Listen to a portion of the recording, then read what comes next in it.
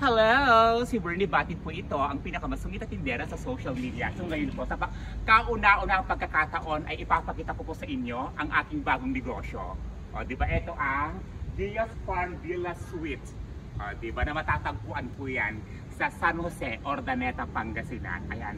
Ituturo ko po kayo. Talaga, excuse me nga, napakalagat babae nito. So tara sa loob at ipapakita ko po sa inyo kung gaano kaganda ang aking pinakabagong business. Guardia ko. Ayan, sa pagbukid po niyo dito, maraming mga villa po dito na available. Ayan. At syempre, meron tayong ito muna yung ipapakita ko sa inyo.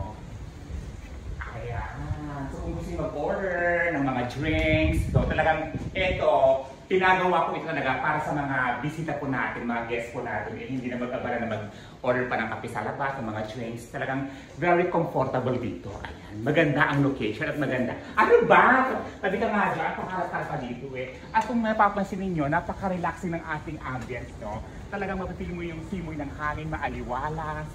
Oo, yun yung talagang sinonsider ko, yung mismong location ng ating. Ano ba? Tamabi ka nga dyan, napakalat-kalat na eh. At eto na nga, ipapakita ko sa inyo yung mga rooms na available po dito. Ayan. Ang nakagandahan po dito, mapipili mo yung exclusive na experience. Kasi pag nag-book ka, tawa-tawa ang ingay nyo ha. So eto, diba? Pasok po kayo. Ayan. So kitang-kita ninyo naman, talagang mapipili mo yung talagang nga mga relaxation dito sa aming farm suite. Ayan. May mga sala po tayo dito. May mga rooms. Ayan. So, queen size bed. At hindi lang po isa yan ha.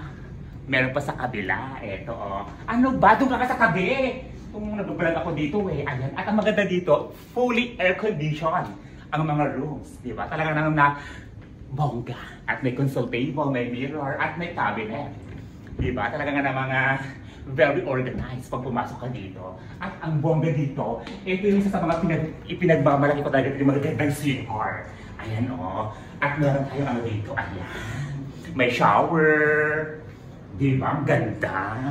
At syempre itong bathtub.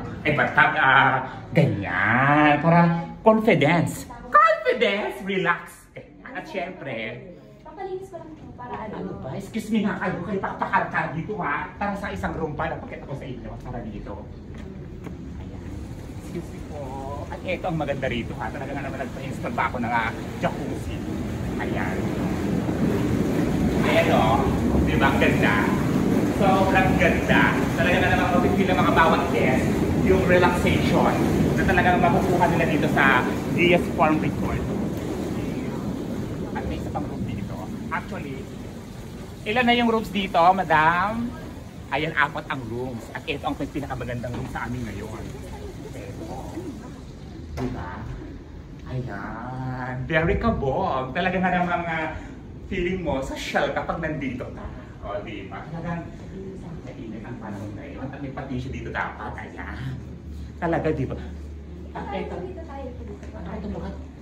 Teka lang naman, ito napapansin ko, kaya pa kayo dito. Sino pa kayo dito? Sino ka din ba? Ako may-ari nito. Ha? Ako yung may-ari? Ay, eh. Ito yung guest ko, oh. Bakit ka ba nandito? Actually, tinutur niya ako eh. Oo. Sumasabay lang kami sa napapasabay kami. Kayo may-ari nito? Yes! Ang ganda po ha. Oo. Kasi Ano ang ganda. ginagawa niyo dito sa Ay, madam, binablog ko lang po, madam. Ang ganda po, in fairness, madam, sobrang ganda. Yes, Kasi ang ganda niyo po, madam ha.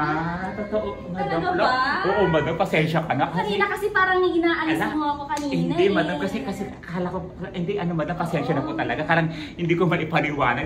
Pinapawisan ka yata. Kung napapawisan ka na, parang may aircon pa naman tayo dito ha. Ayun na nga, madam, pasensya na po. Talagang hindi ko po alam na sa inyo pala ito. Nakakaya tuloy. Ay, nako.